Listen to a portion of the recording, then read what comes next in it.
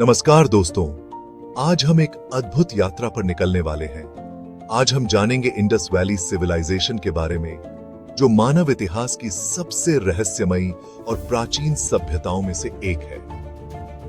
यह दुनिया की सबसे पुरानी सिविलाइजेशंस में से एक है, जो अपने समय में अत्यधिक उन्नत और संगठित थी। यह सिविलाइजेशन आज से लगभग 5000 साल पहले फली फूली थी और इसका प्रभाव आज भी हमारे समाज में देखा जा सकता है। द सोमदार ये इंडियन सबकॉन्टिनेंट के वेस्टर्न पार्ट में फैली हुई थी, जो आज के पाकिस्तान और उत्तर पश्चिमी भारत के हिस्सों में स्थित है। इंडस वैली सिविलाइजेशन को ब्रॉन्ज एज सिविलाइजेशन भी कहते हैं, क्योंकि यहां के लोग कांस्य धातु का उपयोग करते थे। इस सिविलाइजेशन के लोग शहरी जीवन जीते थे और उनकी नगर योजना अत्यधिक उन्नत थी। उनके पास एडवांस टेक्नोलॉजी और नॉलेज था, जो उस समय की अन्य सभ्यताओं से कहीं अधिक थी। इस सिविलाइजेशन की खोज 1920 के दशक में हुई थी, जब पुरातत्वविदों ने इसके अवशेषों को खोज निकाला। पुरातत्वविदों ने खुदाई करके कई इंपॉर्टेंट साइट्स खोज निकाले, जिनमें मोहनजोदड़ो और हड़प्पा प्रमुख हैं। हमें इस सिविलाइजेशन के बारे में बहुत कुछ जानना बाकी है और हर नई खोज हमें इसके रहस्यों के और करीब ले जाती है। आइए इस वीडियो में हम इंडस वैली सिविलाइजेशन के डिफरेंट पहलुओं पर प्रकाश डालते हैं और जानते हैं कि यह सभ्यता कैसे विकसित हुई और इसका हमारे आज के जीवन पर क्या प्रभाव है।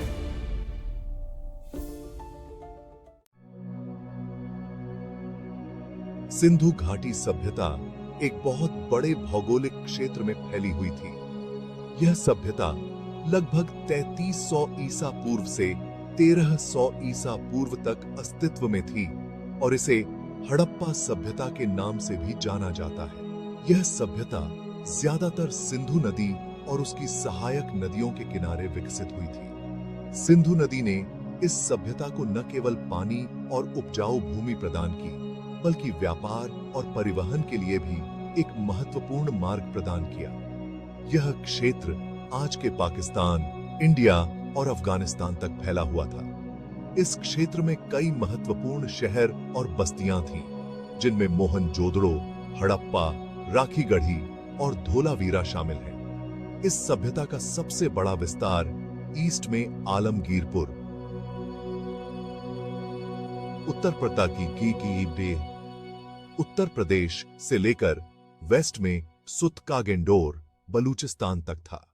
यह विस्तार इस सभ्यता की व्यापकता और उसकी उन्नत शहरी योजना को दर्शाता है। उत्तर में यह मांडा, जम्मू और कश्मीर तक, और दक्षिण में यह दाइमाबाद, महाराष्ट्र तक फैली हुई थी। इस क्षेत्र में विभिन्न प्रकार की जलवायु और भौगोलिक विशेषताएं थीं, जो इस सभ्यता की विविधता को दर्शाती हैं। सिंधु नदी और उसकी सहायक नदियों ने इस सभ्यता को उपजाऊ जमीन और पानी दिया। इन नदियों के किनारे बसे लोग कृषि, पशुपालन और मछली पकड़ने में संलग्न थे, जिससे उनकी आर्थिक स्थिति मजबूत हुई। रूप थे सिंधु घाटी सभ्यता का जल निकासी व्यवस्था अतुलनीय था। हर घर में शौचालय और नाली होती थी। नालियों को ईंटों और पत्थरों से बनाया जाता था। इन नालियों को ढका जाता था ताकि गंदगी न फैले। गंदे पानी को घरों से बाहर निकालने के लिए नालियों का जाल बिछाया जाता था। यह जाल मुख्य नाली से जुड़ा होता था। मुख्य नाली शहर के बाहर गंदे पानी को बहा देती थी। यह प्रणाली दिखाता है कि सिंधु घाटी सभ्यता के लोग सफाई को कितना महत्व देते थे। सेक्शन 5, सिंधु की अर्थव्यवस्था, व्यापार और वाणिज्य था। सिंधु घाटी सभ्यता की अर्थव्यवस्था बहुत ही समृद्ध और विविधतापूर्ण थी। सिंधु घाटी सभ्यता की अर्थव्यवस्था खेती, व्यापार और शिल्प पर आधारित थी। यहाँ के लोग कृषि में निपुण थे और उन्होंने उन्नत कृषि तकनीकों का विकास किया था। सिंधु सभ्यता के लोग गेहूं, जौ, कपास आदि की खेती करते थे। इन फसलों की खेती से उन्हें न केवल भोजन मिलता था, बल्कि व्यापार के लिए भी सामग्री मिलती थी। वे जानवर भी पालते थे।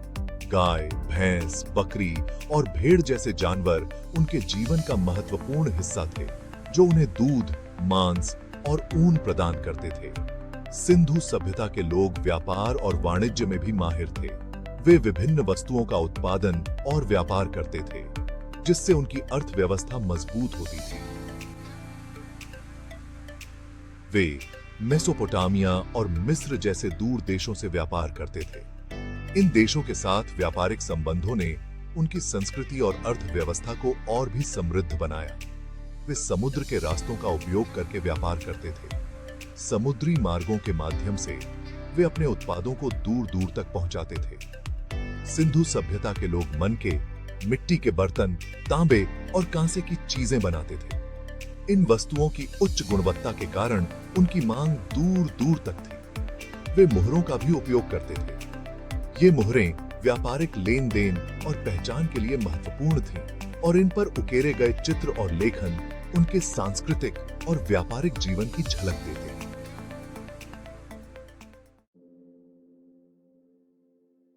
सेक्शन 6, धर्म और संस्कृति, रहस्य और मान्यताएं। सिंधु घाटी सभ्यता के लोगों का धर्म और संस्कृति अभी भी एक रहस्य है। हमें उनकी लिपि पूरी तरह से समझ नहीं आई है। हालांकि पुरातात्विक साक्ष्य से पता चलता है कि वे प्रकृति की पूजा करते थे। वे मातृ देवी की पूजा करते थे। जानवरों में वे बैल और एक सींग वाले जानवर की पूजा करते थे। इंडस सिविलाइजेशन के लोग मनोरंजन के लिए नृत्य और संगीत का भी आनंद लेते थे।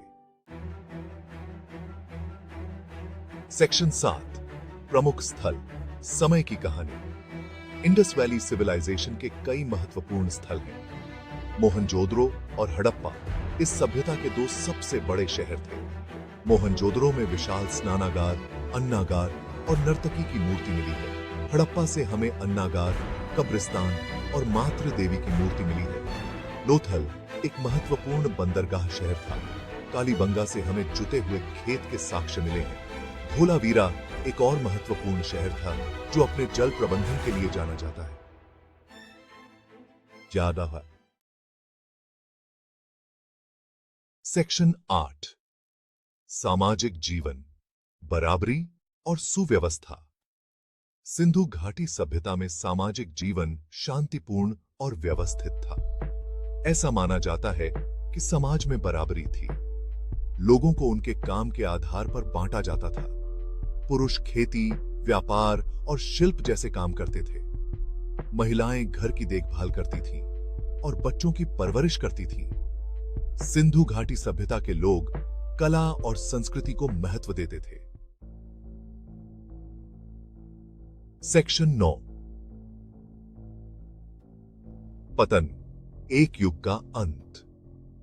इंडस वैली सिविलाइजेशन का पतन लगभग 1900 ईसा पूर्व में हुआ था। इसके पतन के कई कारण बताए जाते हैं। कुछ विद्वानों का मानना है कि जलवायु परिवर्तन के कारण यह सिविलाइजेशन नष्ट हो गई। अन्य कारणों में बाढ़, आक्रमण और बीमारियों का फैलना शामिल है। हमें इंडस सिविलाइजेशन के पतन के सही कारणों का अभी तक पता नहीं चल पाया है।